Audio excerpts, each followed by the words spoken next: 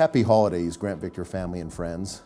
It is with great pleasure that I get the opportunity to report on our Kenya activities again this year. We are so appreciative to all of you that gave in both small and big ways to making this yet another successful project.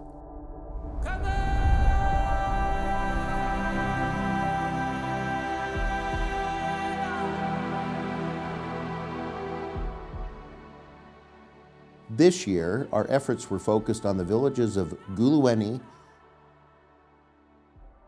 and Muleji, which are just outside of Mombasa, Kenya. As you may recall, we select villages based on their current needs, their willingness to commit resources to the construction project, and their ability to provide water. We want them to be sustainable, so that's another criteria. These villages were perfect. Your work and the support of everyone involved allowed us to build 2 schools, 4 classrooms, 2 teachers' offices, 2 water cisterns, 2 toilet blocks, and all the desks required to fill those classrooms. Once built, the infrastructure allows these schools to be accredited with the local school districts and supported with teachers and local staff. What we do helps to jumpstart these communities into a new future for educational opportunities for the children.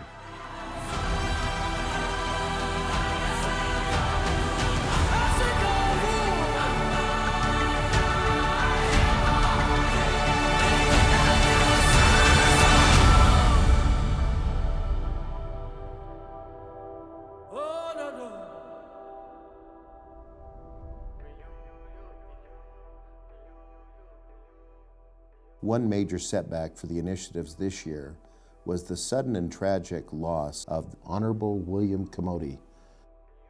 As a member of Parliament in that area, he has served as the liaison between our efforts and the local communities. His family has also provided the housing for our travel team when we visit that area. Mr. Kamoti had a legacy of service to his community and showed such great character. It will be difficult to replace him. Regrettably, we report that things are still pretty dire in these villages. Not only has the continued drought caused issues with their food supply, but the construction projects have become that much more difficult. We estimate that over 3,000 trips were made by women and older children just to provide the 5-gallon buckets of water that were required for this construction.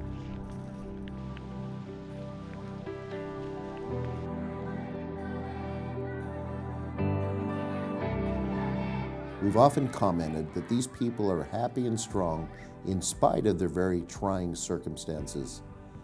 But we've come to realize that these people are happy and strong because of the character that has been developed through these very trying circumstances. Helen Keller once said, "Character cannot be developed in ease and quiet.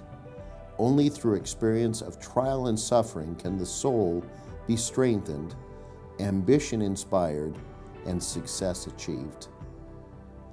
There's no ease nor quiet going on in these Kenyan communities, but there's plenty of strong character.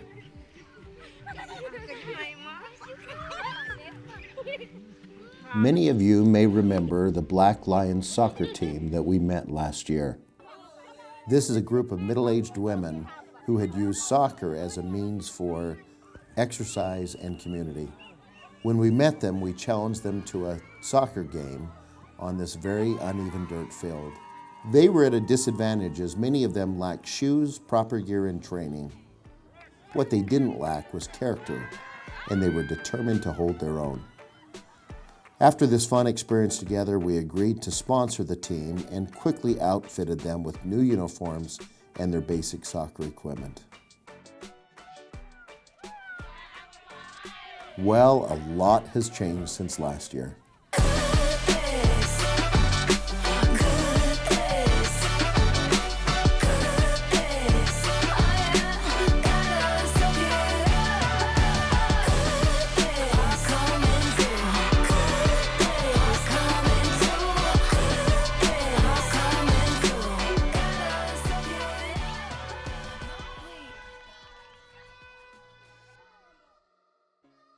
This year, one of the items of nature that really impressed us was the Baobab tree.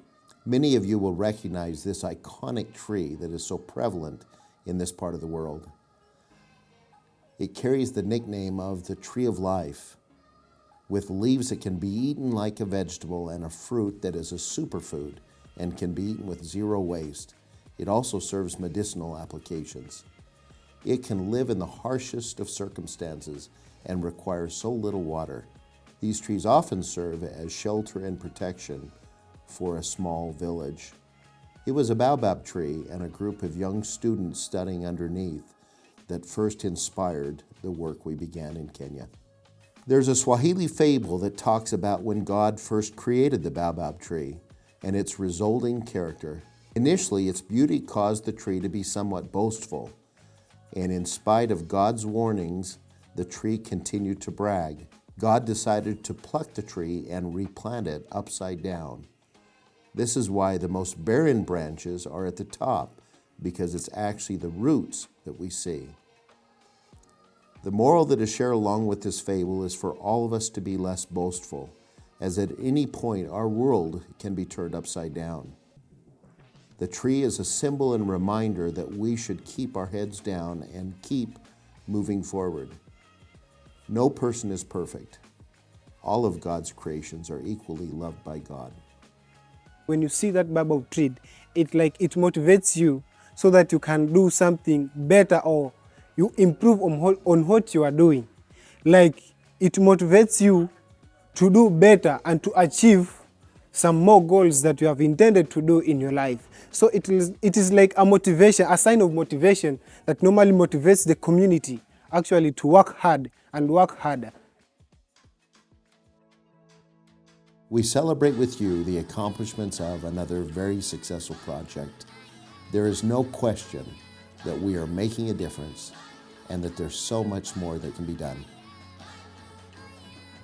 We hope that you are inspired by the happy and strong character that is so prevalent in these communities.